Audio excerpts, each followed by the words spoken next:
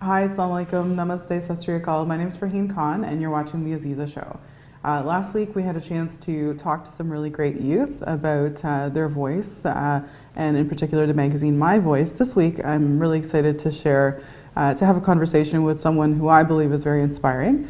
Her name's Farhana Kabir. Thank you, Farhana, for being here. Thank you for inviting. Yeah, so Farhana, this particular episode is all about kind of like taking vision to reality. And I think when I thought of that, I was thinking, you know, who best to talk to than to someone like yourself, who I've had the chance to meet, I've had a chance to hear your story, and I think it's quite remarkable. So tell us who you are. What do you do?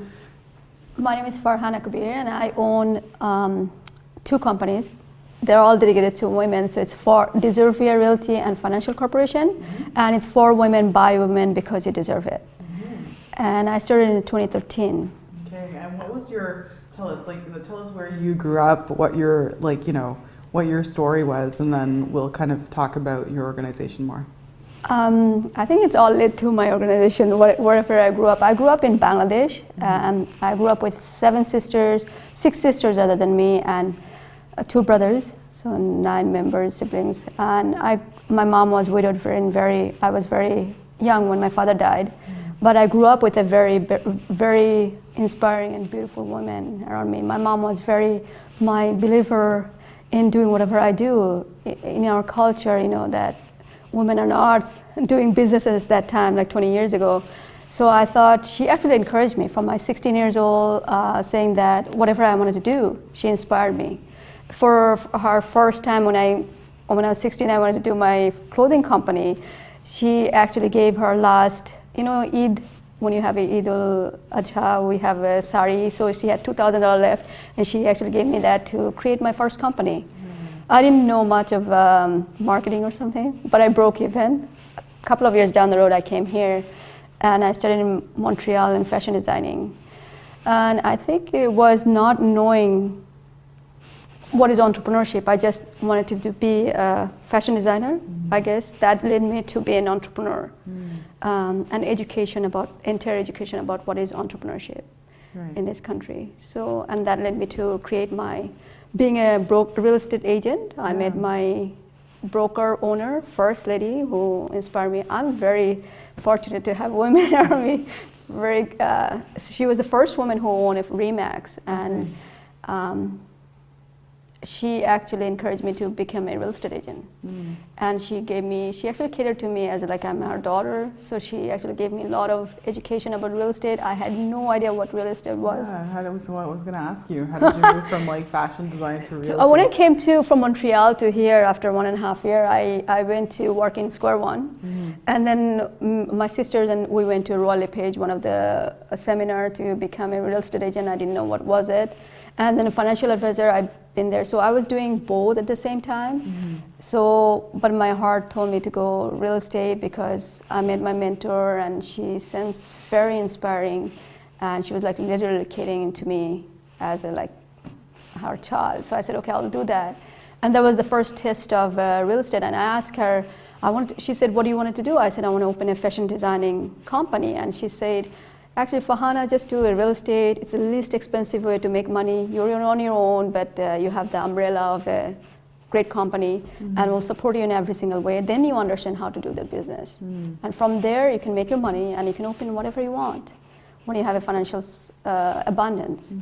So eventually, I understood what she's saying, and I actually had to, when she died 2012, I actually got to thank her for what she contributed in my life.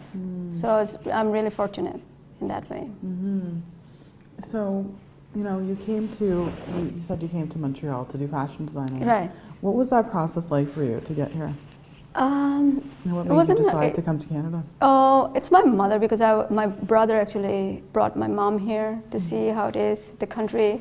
And my mom, because we were younger, me and my youngest sister, underage, so we came with her, not knowing what it is because it just, mom is coming, we're coming at the same time. I wouldn't say it was bad because compared to what I was in restricted world, I believe. Coming here is a lot more freedom. As long as I'm focused on doing the things that I want to do, because my focus, or inter focus was I want to be an entrepreneur. Now, I didn't know the word entrepreneur that time. I just know that I wanted to have something, a freedom, not working for anyone. Because truly my father said when I was young that if you work for someone, you like really don't have any freedom. And then when I was 12, my brother-in-law said, he was a business owner too. So they were, and my brothers too. They were very inspiring to me, but I didn't see any woman doing that. Because literally, back home we have it, what? You get education, doctor, engineer. If you don't want to become them, then what do you do? You're out of luck. You get married, you have children. I don't think that was my option for me. For you, And I'm very fortunate for mom to believe it in me. Believe in you, yeah. Absolutely. So what, so now you run this organization, you run this realty business. Right. And you only hire women. Is that correct? I wouldn't say only because it's actually to our board, which is our RICO, Real Estate Council of Ontario, or anything, it's against the law to say only hire women. But I prefer women. And the reason behind it, I would say that after doing business for 8 years, I opened 2 of the other companies. I had Paid Advance company and real estate company. Red Carpet is the high end of home life with 2 other partners. In 2012, I had to let them go because I don't think it was me. I didn't want a traditional company. And I was thinking something is missing. When I'm creating something, something is missing. And then I actually told them to give my initial deposit. It's okay. I don't want any profit, nothing. I have something to do. I just don't know what. But in 2013, when one day I got this name, Deservia, and I really like breakfast. So I thought I would make all over, around the world breakfast in Brampton. That's where I'm living right now. And then I said, no, I will start a real estate company, a mortgage company. Because when I was in the real estate industry, I see 95% are male. And in mortgage too. To this day, actually, there are not many CEOs, broker owners of real estate companies. So I thought, why not doing that? Educating women. It is the least expensive way to start your business. You have an umbrella, you just have to learn and then keep doing and serving your client, just like my mentor said. So I thought, why not doing that? And it was a little bit of hiccup though, because for me, I see lots of women, they will be willing, they have such a good potential, but they will be willing to work as an admin instead of being the forefront and then make more money. So after 2.5 years later, I get like 7 agents right now. Actually 4 years. 2.5 years later, I start getting women, and they're like, why all women? I said, why not all women? At the end of the day, I believe if a mom flows in a house, if she flows physically, mentally, emotionally, and financially, and spiritually, then children grows that way too. There's no restriction. Then so will the children be. Or if she's free to inspire them and support them. Correct. And supports the kids. Yeah. So I thought, okay, why not women? Getting this woman 50-50, get 50-50 market share in the industry. We're all male driven, and women are more nurturing.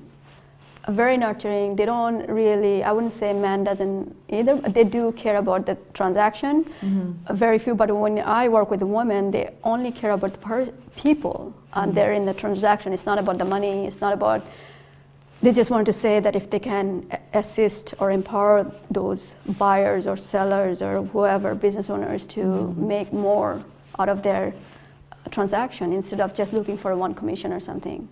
So I'm very privileged to work with beautiful women, and they're nurturing. It taught me a lot, a lot.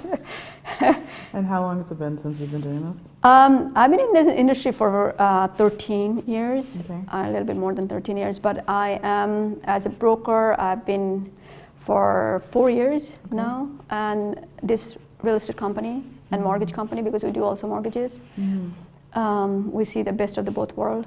Right. Without mortgage, there is no real estate. So we thought we'd give that to the women. And I actually got a lot of support from women too, saying that it's not easy to going to the bank and asking the mortgages, because it's still a little bit backwardness in there. So when they deal with us, it's a lot better, a lot more comforting. They can do it, type of. I'm just curious. Well, we're going to take a quick break, and then we'll talk about. I'd like to know like what the experience of the women has been, like what your experience has been. Like, there's so much more to talk about. So we're going to take a quick break, and then we'll be back.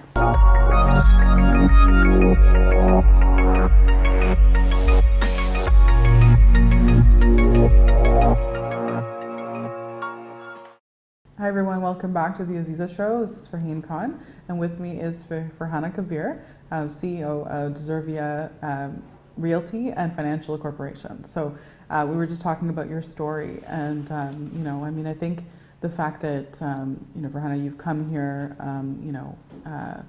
you grew up with a single mom. You came here. She worked really hard to get you to, and continue to kind of motivate you, right? To fulfill your dreams. And here you are. You're running your own.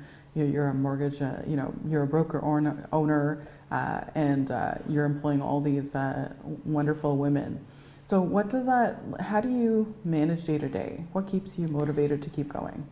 Actually, first thing first, I actually do meditate every morning, or you can call it a prayer. That keeps me going because it gives me a lot of balance in life. So, and then I start doing that, and I actually go with my day, because first begins with me and then others. Then I see most of the time like administrative, they're all women, as you say, that I actually employ all the women, because I'd like to give them, I wouldn't say employee, they're actually freelancer, because they will be actually against my belief that it's an entrepreneurship is not there. So I actually train them and let them know that they can be an entrepreneur and invoice me every month to do whatever they do. But I'm very fortunate to meet quite a lot of beautiful women that make my life easier. Right. Yeah. So I actually do that in the morning to motivate myself. I was always motivated because I really want to do what I do right now. So to me, it's like it's fun. It's not something that I work. You know what I mean? And I have to do it. And it takes time to build anything. Nothing happens in one day. It took me like 12 years to build what I wanted to do. Right. It wasn't, as I was making money in real estate, it wasn't about the money anymore, because money without the purpose is actually nothing at the end of the day. So when I realized that my dedication is for women, because what I benefited from being an entrepreneur is like not working on somebody's schedule. I can be artistic or liberated or free, creating anything I want, and nobody's to tell me how good or bad I am, because at the end of the day, my results say so what I am. You know what I mean? And then I'm not even driven by money. I'm driven by what I can support or give that to other women. And the impact. The impact. And then, sometimes they're not even looking for money. They're looking for somebody to ignite that passion, or hold their hands, or say, you can do it, right? I did have it. I'm very fortunate. I found my mother. I was born in her, and my sisters are always supportive, and my brothers. At the same time, when I found my mentor, it was good. Like she was there. She was a tough cookie, but it's just she was there for me, and I like the toughness of it. And then eventually but now I know that actually it's more catering to them, to empower them. It's not easy doing anything. Even working for someone, I don't think it's easy. No, not at all. But I always say, if you work for yourself, at least give yourself 3 years, because it takes 10,000 hours or 3 years dedicatedly put in a company, and then people get to know who you are. It took me 4 years. People now know that there's a company exists that is all women. And this year I'm actually promoting. All my goal was to establish the base, which is I didn't want it to have a brick and mortar store or company where I can go out there and be with women, entrepreneurs, different companies. They're ruled by women and they're owned by women. Like I breathe and inhale, and I can wake up to see beautiful women. And what motivates me also, knowing that I can pick up a phone and call a person, and they're not like another woman and say, okay, what do you need? You know what I mean? Right. It's like a community of Yeah, it's like a sisterhood. beautiful women coming together, and then we can say, listen, I need this, and I don't have to worry about like what is going to be the impact of sexism Right. or any other things, just but nurturing and caring, true compassion. That's great. Yes. And what advice would you give to women that, you know, are looking to pursue their dreams, whatever they may be? Actually, when I get the women, I do actually mentor a lot of women. I would say find an entrepreneur, a mentor, especially the CEOs. They have plenty of time, I think, on top of it. They love, it's not about plenty of time, they love mentoring others. Right. Because we have empty of, like we want to do that because we want to see that same passion, what my mentor saw in me, in others. So that gives us the, you know, the fun or whatever, the day-to-day inspiration. So if you are reaching out to those type of entrepreneur, like for example, Farheen is doing right now the show. If somebody is assisting them, like being in an assistant position or helping them, just not to look to the money, because experience is tremendous. Yes. And then do volunteer apprenticeship, and eventually, if that's your calling, be a part of it. But don't deny that experience, because I worked in a clothing company when I was coming from Montreal, and I worked for 6 months free. And to this day I didn't get paid, but it didn't matter because I learned how to do a business. You know, I did everything for the gentleman. So I didn't mind it. And when my mentor said, you can get the money back, I said, it's okay, not to worry. The experience was tremendous. Value was absolutely out of the world. So if I were there again, I would reach out to, I was fortunate, but I would reach out to a mentor like that, different company, call them. There's nothing that, if they say no, that's fine, but call them out and say, I am trying to do this, can I help you out? Or can I be of help to you with anything that you need? So that way you get to find out in a company what you like, what is your passion. To be honest with you, I didn't know my passion was real estate. I always wanted to be a designer, you know what I mean? An entrepreneur per se, but I just thought that maybe God guide us in a different way, you know what I mean? If we listen to our spirit, we go there. Eventually I get to love it for the sake of women. So reach out to other women, reach out to help them, because there's nothing like helping another sister grow somewhere, then in return, you don't know. They might hire you. They are looking for CEOs to next one to replace them, you know what I mean? So right now, I'm looking for another person to replace me so that I can do some other stuff and get more stuff. And it is, I wouldn't say challenging, it's like you have to find that person that who can actually do that in return on me. Okay, great. Right. And could you tell us, like, what would you say was like the biggest challenge you've had in your life so far, and how did you overcome it?